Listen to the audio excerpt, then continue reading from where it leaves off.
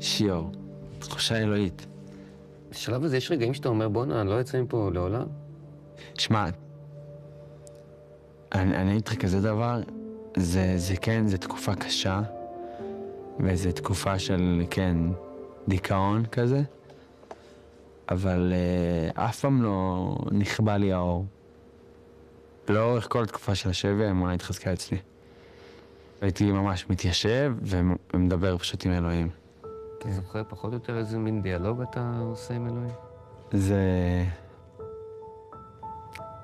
כאילו, נכון, יש את הקטע הזה שכולם מבקשים ממנו, אבל לא שואלים מה איתו. אתה מבין?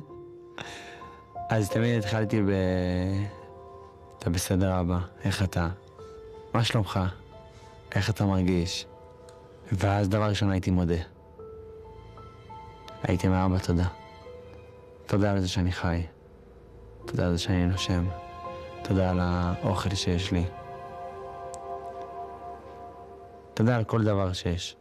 אז אתה מתחיל איתו בטוב, גם מתעניין בשלומו, וגם מודה לו על מה שנתן, ואז... תמיד. תשמע, אם אתה כבר פה... בדיוק. ואז יורה עליו בקשות. מה? זה...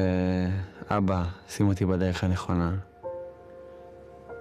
תעזור לי להגיע הביתה בשלום.